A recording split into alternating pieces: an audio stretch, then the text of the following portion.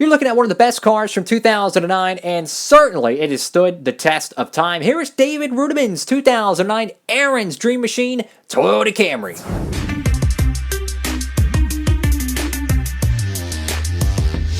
Howdy, howdy folks, it is Diecastbuffet here again, and whoa! This is one of the coolest paint schemes from 2009, and I tell you what, you're gonna love this freaking car, man. This thing is so freaking detailed. It's a Michael Waltrip Racing 00 David Reutimann Aaron's Dream Machine from 2009, and in my opinion, this thing is so freaking beautiful. It is unbelievable. Now, you might be noticing something a little bit different around it. Why is there chrome wheels on this diecast? Well, of course, you know me, I love chrome wheels, so I actually put these on the car to give it some more detail, because this car was actually ran with those beautiful chrome wheels. So why not add it to the diecast itself? And it makes the car a little bit more MWR authentic. Now, this is just a super uncommon diecast, and quite honestly, it is pretty doggone rare. Imagine that there's a dog on the hood as I say that.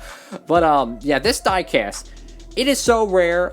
That's why I'm doing the review on it without a box. I bought this thing without a box, right? And for the condition of the clear coat and the body, you know, work on this car, besides a little chip here, a chip there, you know, these spoiler, you know, and splitter chips, I could fix up really easy with some black paint and some floor polish. I could fix it up real quick, and, you know, I might just do that. But, you know, this diecast is so freaking rare. You know, this diecast with the box meant it's probably a good $35 diecast. That's what I've seen. So I picked up this car for, I'll be honest with you, I think it was like, oh my god, $7. I couldn't beat it. You know, I truthfully couldn't beat it. So you got Aaron's Dream Machine right here. You got shopaarons.org. Is that .com or I think it's .com. I think there's a small chip there. So you have this cloud pattern with this like beautiful kind of purple / blue indigo look around the car. Now, over to the front of this diecast, you got Toyota Camry right there. Like I said, there's a few chips here and there, but I mean, when you consider the rarity of this diecast, you know, it's kind of one of those things you just kind of just overlook, you know. You have the 00 right there, you know, back in yesteryear, the 00 wasn't ran by Quinn Halford, Landon Castle. No, it was David Reutimann, Michael McDowell, cats like that. So you got the Goodyear Gatorback, you got Moog Mail Comp, what is that, Edelbrock, Sunoco, Wix air filters. Very, very sharp looking paint scheme here, guys. I mean, the detail across this whole COT car, and to think that this thing got produced in the Gold Series back in 09, I mean, if you knew how much this car would be nowadays, you would have bought cases of this back in 09. I mean, this thing is absolutely beautiful, man. You know, the 2010 one is absolutely fantastic, but the 09 one, it is a completely different paint scheme, and they're both super uncommon to get nowadays. So you got David Reutimann right there on the driver side window. You do have some slight roof rail scratches, which is expected. You know, the high points, the splitter, of course, you know, your roof rails and your spoiler. Those, you know, the wing, rather.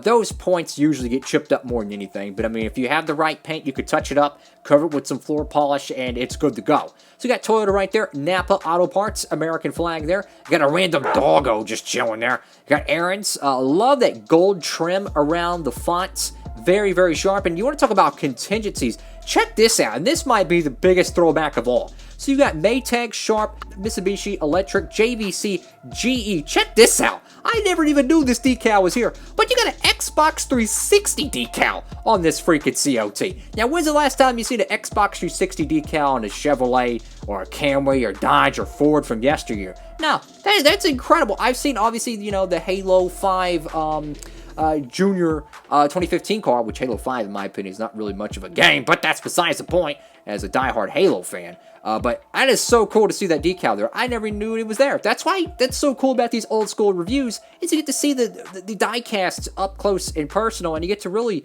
see some of the small details you kind of overlook. You got Frigidaire, LG, Dell, HP, and Philips. Goodyear Eagle, you got Safety Clean, whatever that is, Sherwin-Williams Freightliner. You got the 00 right there with this kind of a tribal, kind of like a glowing pattern.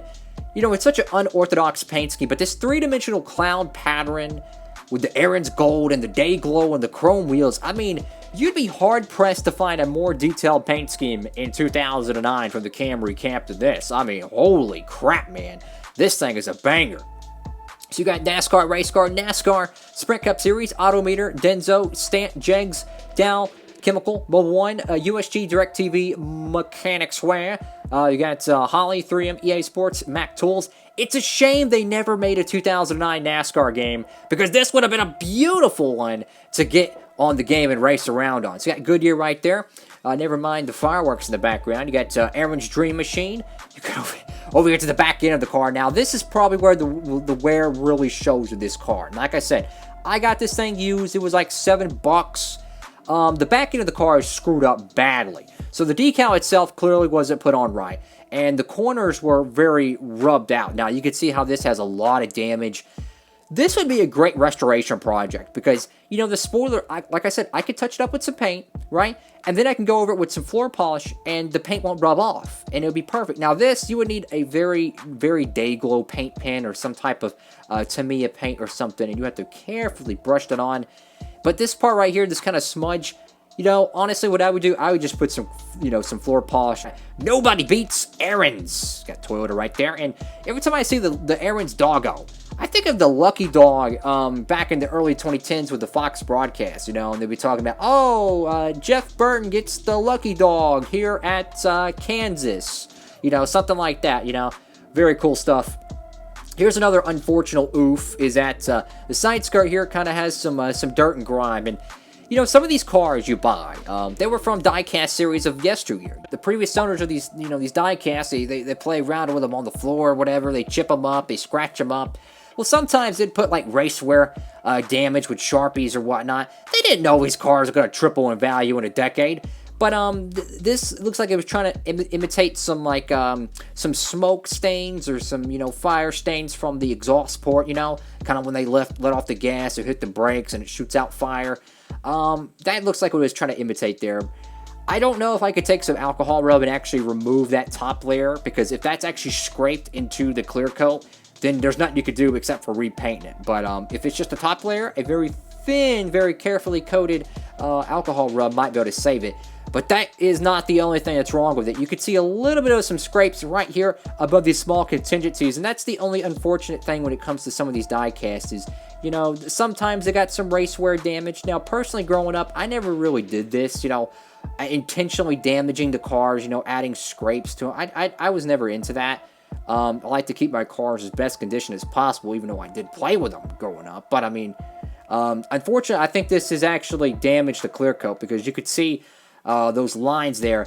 I don't think there's really anywhere you could save that, unfortunately. But you know what? The overall quality of the car, considering its rarity, I mean, I'm not going to mind it. I'm really not. I mean, this car, like I said, mint in the box, it's $35. So loose mint, it's probably at least $20. So to pick it up for $7, you can't beat it.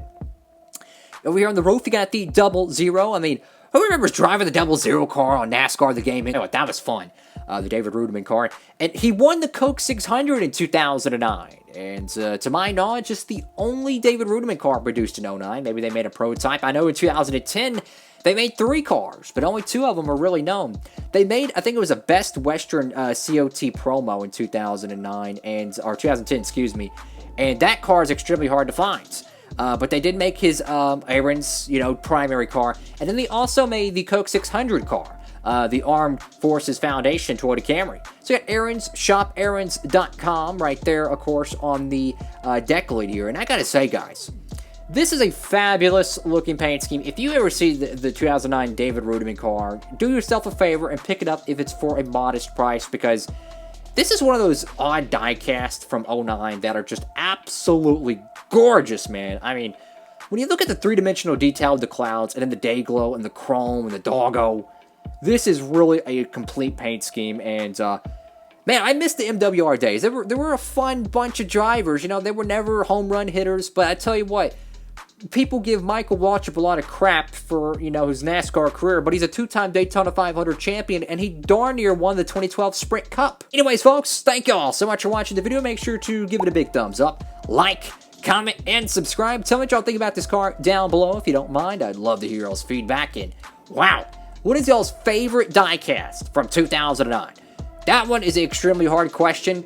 Probably the Tony Stewart Old Spice Swagger. That's definitely one of my favorite ones. But I'd love to hear what y'all have to say down below. With all that being said, folks, hope you're having a great one. Diecast Buffet, signing off.